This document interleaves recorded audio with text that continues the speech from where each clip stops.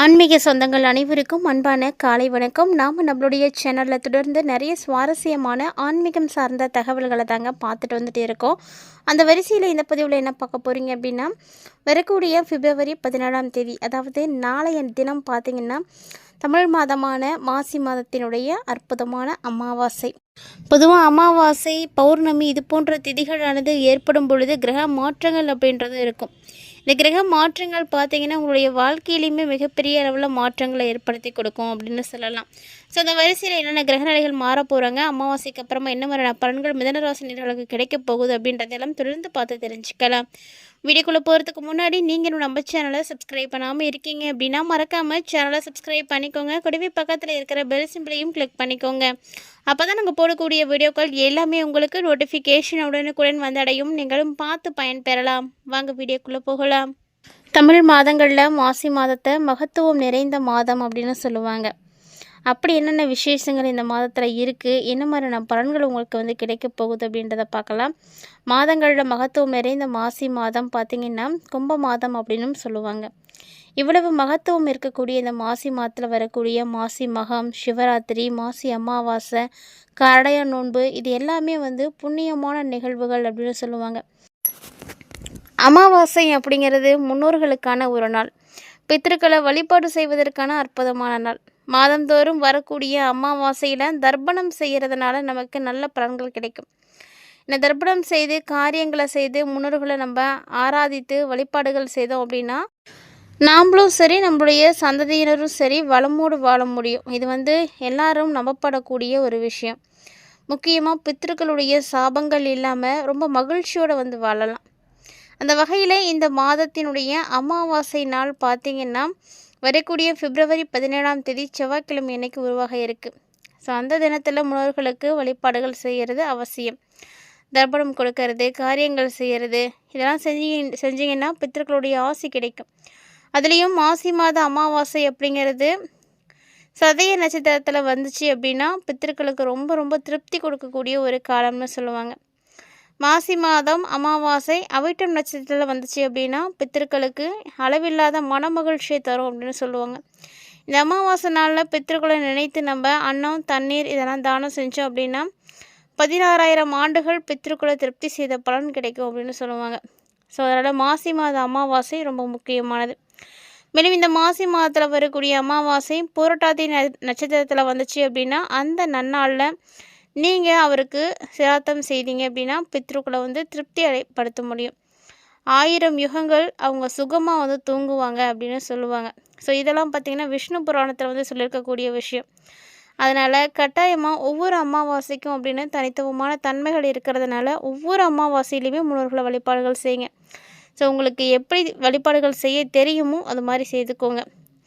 So கண்டிப்பாக இந்த அமாவாசையும் நீங்கள் தவறாமல் வழிபாடுகள் செய்வீங்கன்னு நினைக்கிறேன். ஏன்னா இது உங்களுடைய முன்னோர்களுடைய ஆசையை பெற்றுக் கொடுக்கறதோட மட்டும் இல்லாமல் அவங்களுடைய ஆசீர்வாதத்தையும் கடவுளுடைய ஆசீர்வாதத்தையும் பெற்றுக் கொடுக்கும்.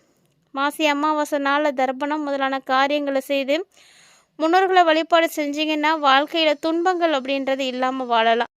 அது மட்டும் இல்லாமல் இந்த நாளில் தீர்த்த தலங்களுக்கு போய் எள்ளு தண்ணீர் எரித்து அவங்களுடைய தாகத்தை தீர்க்கலாம். இப்படி செய்கிறதுனால நம்ம செய்த பாவங்கள் நீங்கும், நமக்கு முக்தி கிடைக்கும். நம்முடைய முன்னோர்கள் பார்த்திங்கன்னா பொதுவாக இறந்துட்டாங்க அப்படின்னா காகத்தினுடைய வடிவில் வருவாங்க அப்படின்னு சொல்லுவாங்க. ஸோ காகத்தினுடைய வடிவில் வீட்டுக்கு வரக்கூடிய முன்னோர்களுக்கு நம்ம உணவளிக்கணும். காகத்துக்கு உணவளிப்பது அவங்களுக்கே செய்கிற மாதிரி.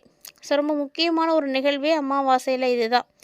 இப்படி நீங்கள் வழிபாடுகள் செய்யும் பொழுது அவங்களுடைய பசி தாகங்கள் தீர்ந்து நமக்கும் சரி நம்மளுடைய சந்ததியினருக்கும் சரி ஆசைகளை கொடுப்பாங்க. உடல்லேருந்து ஆன்மா பிரிஞ்சிருச்சு அப்படின்னா அந்த ஆன்மா அங்கேயும் அலைஞ்சிட்டு தான் இருக்கும். அதாவது அந்த ஆன்மாவுக்கு பசி தாகம் ஏற்படும் பொழுது எல்லாமே தங்களுடைய சந்ததியினருடைய வீட்டுக்கு தான் வருவாங்க. காகத்தின் வடிவில் வரக்கூடிய அவர்களுக்கு அவங்களுடைய பசிதாகம் தீரக்கூடிய வகையில் நம்ம செய்யணும். அதுக்காக தான் மாதம் ஒரு நாள் அமாவாசை அப்படின்னு வைத்து அந்த நாளில் முன்னோர்களை வழிபாடு செய்யணும் அப்படின்னு சொன்னது. அதுக்காக எடுக்கப்பட்டது தான் அமாவாசை விரதங்கள் கூட. இந்த அமாவாசை எவ்வளவு சிறப்பானது அப்படின்றத பார்த்துருப்பீங்கன்னு நினைக்கிறேன். அமாவாசைக்கு அப்புறமா மிதுனராசினிகளுடைய வாழ்க்கையில் ஏற்படக்கூடிய மாற்றங்கள் என்ன அப்படின்றதையும் பார்க்கலாம். 2026ஆம் ஆண்டு பிப்ரவரி மாதத்தில் வரக்கூடிய இந்த அமாவாசைக்கு அப்புறமா மிதுனராசி நேயர்களுக்கு பார்த்தீங்கன்னா நிறைய நல்ல விஷயங்களானது நடக்கும். அதாவது 13ஆம் தேதிக்கு அப்புறமா சூரியன் பார்த்தீங்கன்னா 21ல் செவ்வாயும் பாகிஸ்தானத்தில் மறையிறாரு. ஸோ 21ஆம் தேதி அன்றைக்கி செவ்வாய் பாகிஸ்தானத்துக்கு மாறுறதுனால பணவரவு உங்களுக்கு ரொம்ப நல்லாயிருக்கும். இந்த காலகட்டங்களில் கொடுத்த வாக்குறுதிகளை காப்பாற்றிக்கணும் அப்படிங்கிறதுக்காக நிறைய முயற்சிகளை வந்து செய்வீங்க. ஸோ அதோடு மட்டும் இல்லாமல் தொழிலில் முன்னேற்றம் பார்க்கலாம். தொழில் செய்யணும்னு நினைக்கக்கூடிய மிதுனராசிக்காரர்களுக்கு தொழில் வாய்ப்புகள் நிறைய கிடைக்கும். உடல் ஆரோக்கியத்தில் கவனமாக இருக்கணும். பணி சுமை அப்படின்றது கொஞ்சம் அதிகமாகவே இருக்கும். இதனால் மன அழுத்தங்கள் கூட ஏற்படலாம். இந்த காலகட்டங்களில் பொருளாதாரம் அப்படின்னு எடுத்து பார்க்கும் பொழுது மிதுனராசி நேயர்களுக்கு எந்த பிரச்சனைகளும் இல்லை. அதாவது பணவரவு திருப்திகரமாகவே இருக்கும். ஆனால் புதுசாக எதுலேயும் முதலீடுகள் செய்கிறீங்க அப்படின்ற பட்சத்தில் கவனமாக இருக்கணும். அப்படியே ஒரு வேளை நீங்கள் புதுசாக எதுலேயும் முதலீடுகள் செய்கிறீங்க அப்படின்னா அந்த முதலீடு செய்கிறதுக்கு முன்னாடி ரொம்ப யோசிச்சுக்கோங்க. அதிகப்படியான பெரிய அளவு முதலீடுகளையும் தவிர்த்துக்கோங்க. அதுவும் உங்களுக்கு நல்லது கிடையாது. பண இழப்புகள் அப்படின்றது ஏற்படாமல் இருக்கிறதுக்கு அதற்கான வழிகளை எல்லாம் நீங்கள் வந்து தேர்வு செய்யுங்க. அதே மாதிரி பண வரவுக்கு நீங்கள் எந்த விதமான விஷயங்களும் செய்ய தேவையில்லை. ஏன்னா அதுக்கான வாய்ப்புகள் நிறைய கிடைக்கும். நிறைய வழிகள் வந்து கிடைக்கும். தொழில் வேலை இதெல்லாம் எடுத்து பார்க்கும் பொழுது பிப்ரவரி மாதம் 13ஆம் தேதிக்கு அப்புறமா அதாவது சூரியன் உங்களுக்கு பார்த்திங்கன்னா 21ஆம் தேதிக்கு அப்புறமா செவ்வாயான பாகிஸ்தானத்தோடு போய் சேர்றாரு. 9ஆம் வீடு போகிறாரு. 9ஆம் வீட்டுக்கு செவ்வாய் வந்து போகிறதுனால வேலையில் உங்களுக்கு என்னென்ன தடைகள் இருந்துச்சோ இதெல்லாம் நீங்கள் செய்யணும் அப்படின்னு நினச்சிட்டு இருந்தீங்களோ எதெல்லாம் செய்ய முடியாமல் வந்து தடைப்பட்டு இருந்துச்சோ அதெல்லாம் வந்து செய்யலாம். வேலையில் இருந்த தடைகள் எல்லாம் நீங்கி புதுசாக நிறைய ஒப்பந்தங்கள் கிடைக்கும். நிறைய விஷயங்களை உங்களால் செயல்படுத்த முடியும். குடும்பம் மற்றும் உறவு அப்படின்னு எடுத்து பார்க்கும் பொழுது இந்த காலகட்டங்களில் குடும்பத்தில் சுபகாரியங்கள் ஏதாவது நடக்கிறதுக்கான வாய்ப்புகள் இருக்குது. ஸோ சூழ்நிலைகள் மகிழ்ச்சியாக மாறும். இருந்தாலுமே கூட இந்த மாதத்தில் வரக்கூடிய கோபங்களை வந்து கட்டுப்படுத்துறது ரொம்ப அவசியமானது.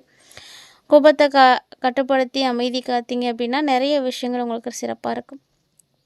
இந்த பிப்ரவரி மாதத்தில் 2ஆம் வாரம் அப்படிங்கும் பொழுது ஆரோக்கிய ரீதியாக நிறைய பிரச்சனைகளை நீங்கள் பார்த்துருப்பீங்க. ஸோ உடல் ஆரோக்கியத்தில் நிறைய மாற்றங்கள் உண்டாகும்.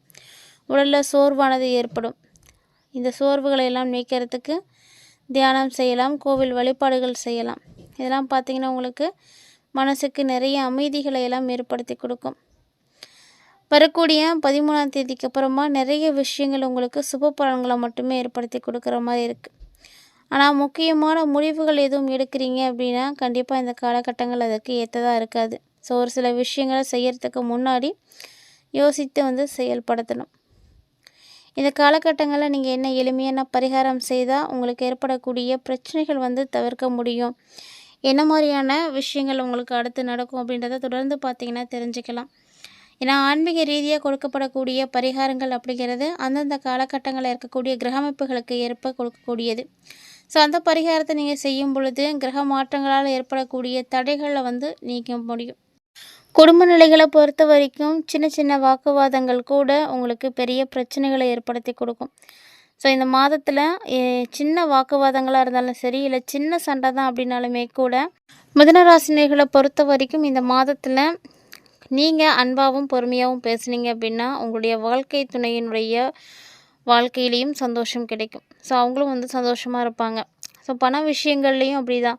ஒரு சில விஷயங்களை முடிவுகள் எடுக்கிறதுக்கு முன்னாடி சிந்தித்து எடுத்துக்கோங்க. காதல் உறவுகள்லையும் அப்படி தாங்க. இந்த காலகட்டங்களில் உங்களுடைய வாழ்க்கை துணையினுடைய உணர்வுகளை எல்லாம் புரிஞ்சுக்கிட்டு அவங்களுக்கும் நீங்கள் முக்கியத்துவம் வந்து கொடுக்கணும். ஆரோக்கியமான வாழ்க்கை முறைகள் எல்லாம் கடைப்பிடித்தீங்க அப்படின்னா உடல் ஆரோக்கியம் சார்ந்த பிரச்சனைகள் எதுவும் பெருசாகாமல் வந்து பார்க்க முடியும். அதே போல் உங்களுடைய வாழ்க்கையில் புதிய புதிய வாய்ப்புகள் அப்படின்றது நிறைய உருவாகும். உங்களுடைய உறவில் அமைதியும் புரிதலையும் பராமரிக்கிறது அவசியமானது. அப்படி நீங்கள் இருந்தீங்கன்னா மட்டும்தான் இந்த காலகட்டங்களில் பெருசாக பிரச்சனைகள் எதுவும் இருக்காது. அதே திருமணமான பெண்களாக இருக்கீங்க அப்படின்னா உங்களுக்கு இந்த மாதம் வந்து ஒரு சிறப்பான மாதமாக இருக்கும். உங்களுடைய உறவில் உங்களுடைய துணைக்கு தனிப்பட்ட இடத்தை நீங்கள் வந்து கொடுக்கணும். அப்படி ஒரு கட்டாயத்தில் நீங்கள் இருந்தீங்க அப்படின்னா துணைக்கிட்ட கடுமையாகவோ அல்லது ஒரு சில விஷயங்களை மோசமாக்கியோ வந்து கொடுத்துடும். ஸோ ஒரு சில சூழ்நிலைகளை வந்து சிக்கலாக்கும். அதனால் காதல் வாழ்க்கையிலையும் சரி, குடும்ப வாழ்க்கையிலையும் சரி கவனமாக இருக்கணும். காதல் வாழ்க்கையில் ஒரு சில சிறிய தவறான புரிதல்களானது ஏற்படும். அதனால் உங்களுக்கு பார்த்திங்கன்னா கோபம் ஏற்படுறது, எரிச்சல் ஏற்படுறது, இந்த மாதிரியான சூழ்நிலைகள்லாம் உருவாகும். இது என்ன பண்ணுன்னா உங்களுடைய குடும்ப சூழ்நிலைகளையே வந்து பாதிப்படைச்சு செய்யும். ஸோ செய்யக்கூடிய செயல்களில் பொறுமையை கடைப்பிடிக்கணும். ஆரோக்கிய விஷயத்துலையும் கவனக்குறைவாக இல்லாமல் வந்து பார்த்துக்கோங்க. தொழில், வேலை அப்படின்னு எல்லாமே வந்து நல்லா தான் இருக்குது. ஏன்னா மிதுனராசி நேயர்களுக்கு இந்த காலகட்டங்களில் நிறைய விஷயங்கள் சிறப்பாக இருக்குது. அதுக்காக இந்த காலகட்டங்களில் குடும்பத்துக்குள்ள சொத்து இல்லைன்னா நிதி விஷயங்கள் குறித்து விவாதிக்கிறதையெல்லாம் தவிர்த்துக்கணும்.